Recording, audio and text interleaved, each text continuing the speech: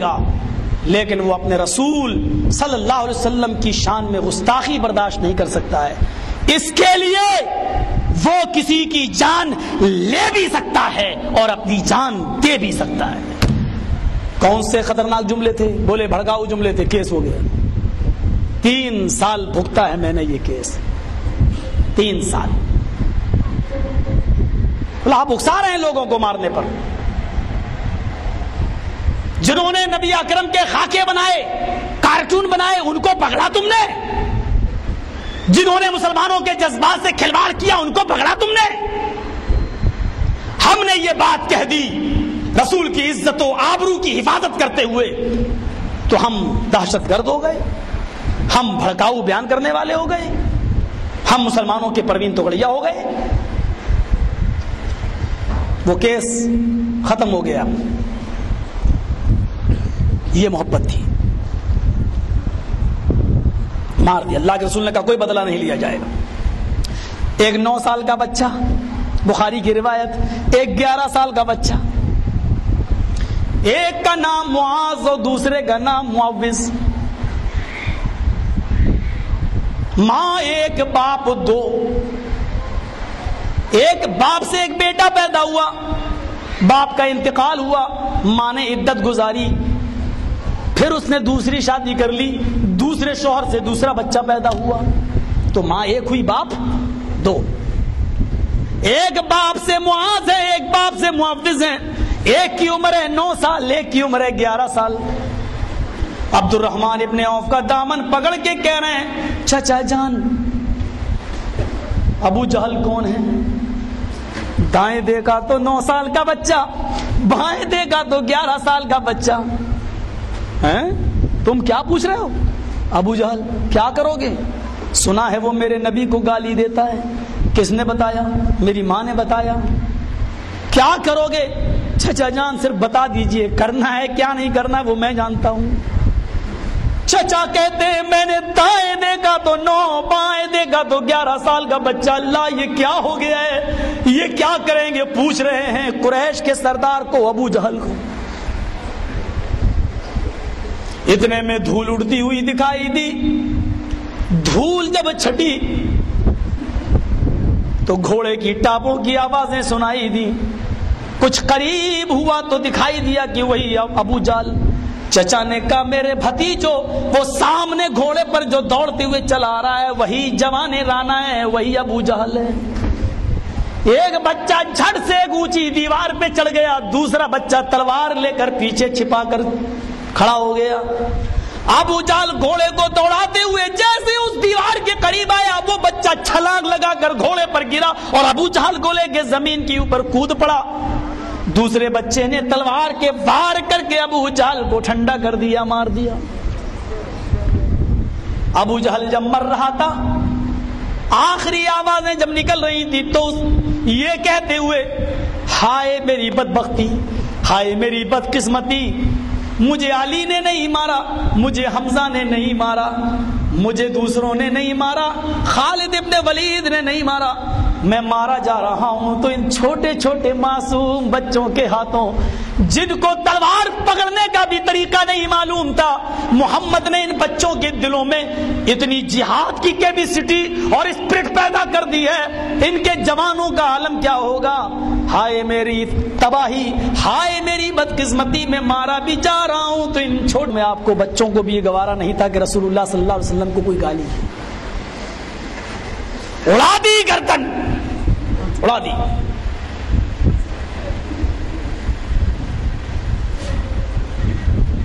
وچرن شنا چھوڑیاں ہے نہ پرتی مگوتی نرپلنگ گچ دو دس یونی کوٹی شونی ہنشیتی، یہ منتر نمبر 26 میں ہے۔ وہی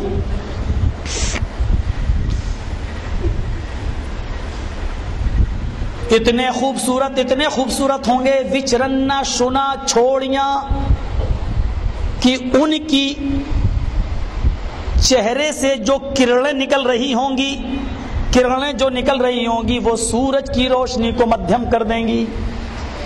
وچرن شنا، اتنے سندر ہوں گے جو تمہارے وچاروں میں، خیالوں میں بھی نہیں آئیں گے۔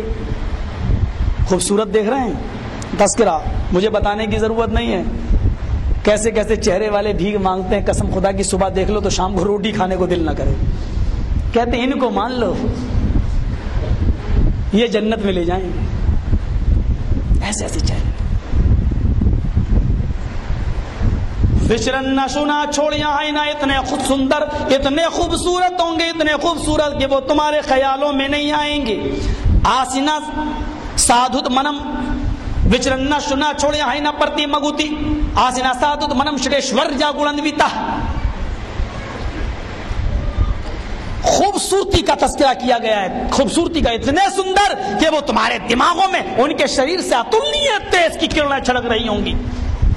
ایک صحابیہ بیان فرماتی ہیں اللہ کے نبی اتنے خوبصورت تھے کہ جب اندھیری رات میں نکلتے تو ایسا لگتا جیسے مانو پورب کی اور سے سورج نکل رہا ہو، سورج نکل رہا ہو۔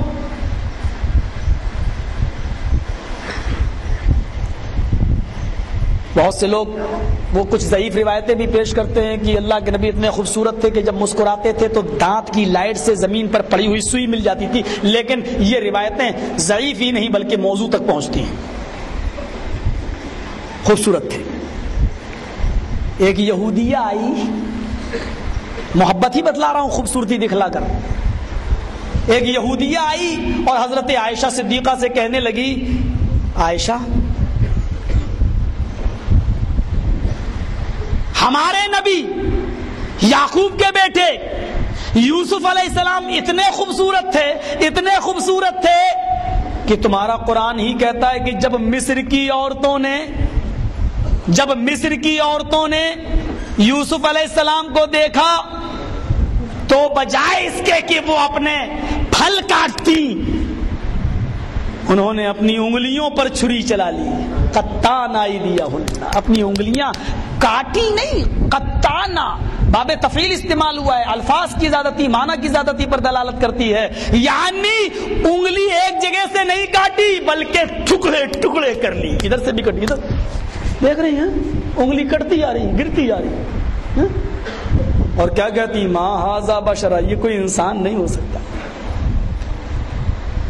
عائشہ میرے نبی کتنے خوبصورت تھے کہ تمہارے قرآن میں آیا ہے، اور محمد صلی اللہ علیہ وسلم کی خوبصورتی کا ذکر تو قرآن میں آیا ہی نہیں۔ دیکھیے کیسا یہودیے کیسا طنز مارتے تھے، اور آج بھی یہودیوں کی پالیسی چل رہی ہے۔ حضرت عائشہ کو غصہ دلا رہی ہیں، حضرت عائشہ برجستہ جواب دیتی ہیں، کیا کہہ رہی ہو؟ کہا میرے نبی کا ذکر تمہارے قرآن میں آیا ہے، پڑھ لو قرآن، لکھا ہے۔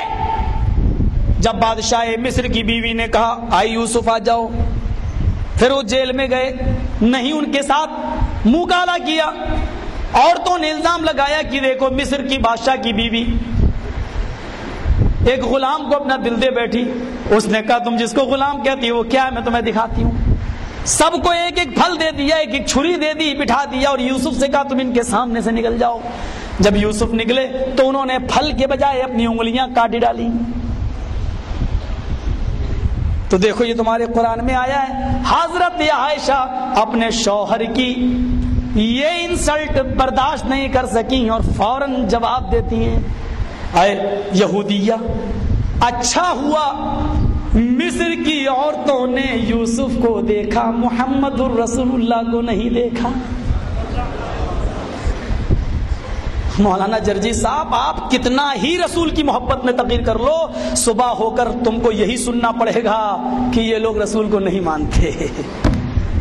آپ کلیجہ نکال کے دے دو گے اپنا تب بھی تم کو یہی سننے کو ملے گا، یہ نبی کو نہیں مانتے۔ رنگیلا رسول جس نے لکھی، کسی نے جواب نہیں دیا تھا، رسول اللہ کی بے عزتی ہوئی، اس کا جواب دیا تو مناظر اسلام اور قائد اعظم مولانا ثناء اللہ امرتسری رحمۃ اللہ علیہ نے دیا، مقدس رسول لکھ کر۔ کون تھے وہ؟ کس گروہ سے ان کا تعلق تھا؟ کوئی ایک طرف سے آواز نہیں اٹھی۔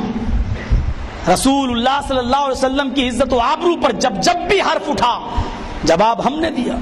اس گلستان کو جب بھی خون کی ضرورت پڑی سب سے پہلے گردن ہماری ہی کٹی، پھر بھی ہم سے کہتے ہیں یہ اہل چمن، یہ چمن ہمارا ہے تمہارا نہیں۔ رسول اللہ کی عزت پر حملہ ہوا، جواب سب سے پہلے ہم نے دیا، پھر بھی کہتے ہیں عاشق رسول ہم ہیں تم نہیں، پھر بھی کہتے ہیں رسول سے محبت ہم کو ہے تم کو نہیں۔ الزام ہے یہ ہمارے اوپر، اور قیامت کے دن اس کا حساب ہم لیں گے۔ ساری غلطیاں معاف، لیکن یہ الزام ہم معاف نہیں کر سکتے۔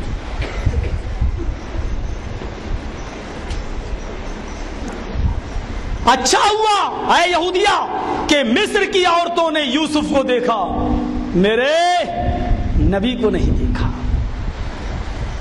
یہودیہ بولی اگر وہ تمہارے نبی کو دیکھ لیتی مصر کی عورتیں تو کیا کرتی؟ اما عائشہ کہتی ہیں لو رائنا جمال حبیبی، انہوں نے تو مصر کی عورتوں نے تو یوسف کو دیکھا، اپنی انگلیاں کاٹی، اگر انہوں نے میرے حبیب کے جمال کو دیکھ لیا ہوتا تو لقطعن قلوبہن، چھڑیاں ہاتھوں پر نہیں دلوں پر چلا لی ہوتی، اپنے دلوں کو کاٹ لیا ہوتا۔ اور پھر کہتی ہیں یہودیہ مصر کی عورتوں نے یوسف کو دیکھا تو ہاتھوں کی انگلیاں کاٹی، اور مکے کی اور مدینہ کی عورتوں نے جب محمد رسول اللہ کو دیکھا تو اپنا بیٹے میدان جنگ میں کٹوا دیے، اپنا شوہر میدان جنگ میں کٹوا دیا، اپنا بھائی میدان جنگ میں کٹوا دیا، اپنا بھائی بیٹا شوہر سب میدان جنگ میں کٹوا دیا۔ ہائے ہائے، وہ قبیلے دیناریہ کی ایک انصاری عورت کو دیکھو، احد کی جنگ چل رہی ہے اور وہ ایک میدان میں پڑی ہوئی ہے، سجدے میں سر رکھے ہوئے اور کہہ رہی ہے اللہ محمد رسول اللہ کا جھنڈا نیچے نہ ہو پائے، اللہ اسلام کو تو کامیابی عطا فرمانا، محمد رسول اللہ صلی اللہ علیہ وسلم کے جھنڈے کو سر بلند رکھنا۔ اتنے میں ایک نوجوان آیا، ماں تم سجدے میں ہو، سر اٹھاؤ۔ اس نے سر اٹھایا، کیا بات ہے نوجوان، کیا خبر لے کے آئے ہو؟ نوجوان نے سر نیچے کر لیا، کہا محمد کا سپاہی سر اٹھا کر بات کرتا ہے، نظریں جھکا کر بات نہیں کرتا، بتا کیا بات ہے؟ کہا ماں میدان جنگ میں تیرا بھائی شہید کر دیا گیا، کلیجے پہ چوٹ لگی، فوراً مسکرائی اور کہنے لگی مجھے اپنے بھائی کی فکر نہیں ہے، مجھے موسیٰ اور عیسیٰ کے بھائی کے بارے میں بتا، مجھے جناب محمد رسول اللہ کے بارے میں بتا۔ جواب دیا کہ الحمدللہ وہ بالکل ٹھیک ہے۔ پھر سجدے میں گر گئی، کچھ دیر دعائیں کرتی ہے کہ ایک اور نوجوان آیا، کہتا ہے ماں سر اٹھا، سر اٹھایا، کیا بات ہے؟ کہا ماں میدان جنگ میں تیرا باپ بھی شہید کر دیا گیا، کلیجے پہ چوٹ لگی، باپ کا نام سنا۔ پھر سنبھالی اپنے آپ کو، بولی بیٹے میں نے اپنے باپ کے بارے میں معلوم نہیں کیا ہے، مجھے فاطمہ کے باپ کی فکر ہے، مجھے بتا کہ وہ کیسے ہیں۔ جواب دیا الحمدللہ وہ خیر و عافیت سے ہیں، ٹھیک ہیں، تب کوئی بات نہیں۔ پھر وہ سجدے میں گر گئی، پھر تڑپ تڑپ کے دعائیں کر رہی ہے اللہ اس جنگ میں محمد رسول اللہ کو کامیابی عطا فرما۔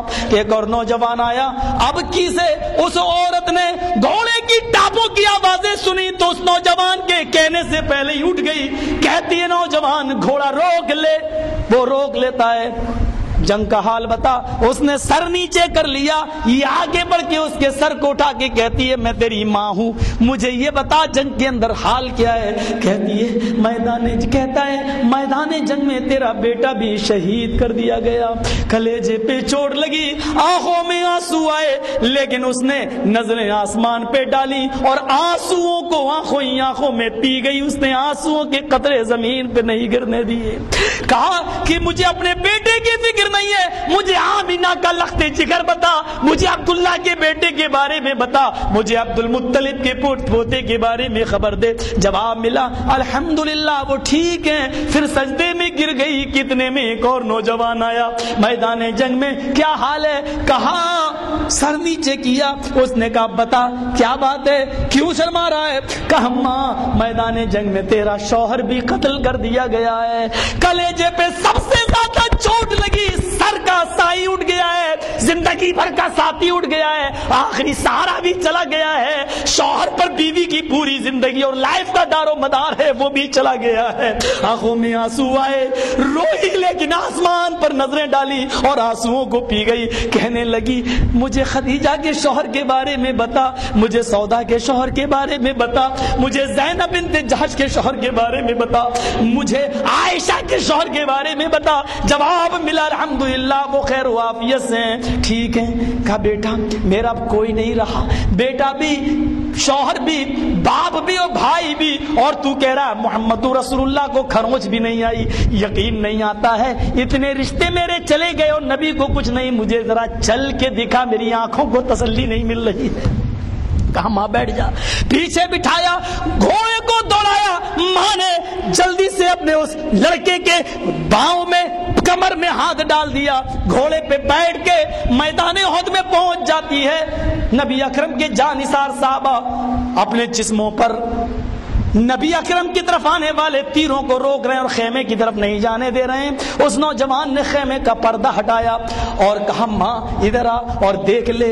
اس نے جیسے ہی خیمے کا پردہ اٹھا کر نبی اکرم کے چہرے کو دیکھا، وہ چہرہ ویسے ہی چمک رہا ہے جیسے عام دنوں میں چمکتا تھا، اور جس کے چہرے کی چمک کو دیکھ کر کبھی حضرت حسان نے کہا تھا وَأَحْسَنُ مِنْكَ لَمْ تَرَ قَطُّ عَيْنِي وَأَجْمَلُ مِنْكَ لَمْ تَلِدِ النِّسَاءُ، آپ اتنے خوبصورت ہیں کہ میری آنکھوں نے آپ سے زیادہ حسین کسی کو دیکھا ہی نہیں ہے، اور آپ اتنے خوبصورت ہیں کہ آج تک دنیا کی کسی عورت نے آپ سے زیادہ حسین بچہ پیدا کیا ہی نہیں ہے۔ وہ چہرہ جس کو دیکھ کر کبھی حضرت عائشہ یہ کہا کرتی تھی کہ لی شمس وللآفاق شمس شمسی خیر من شمس السماء ان الشمس تطلع بعد فجر شمسی طالع بعد العشاء۔ لوگو تمہارا سورج الگ ہے، میرا سورج الگ ہے۔ لوگو تمہارا سورج پورب سے نکلتا ہے، تمہارا سورج دن میں نکلتا ہے اور میرا سورج رات میں نکلتا ہے۔ لوگو تمہارا سورج وہ ہے جو آسمان پر نمودار ہوتا ہے، بعد ان لی شمسی وللآفاق شمس، میرا ایک سورج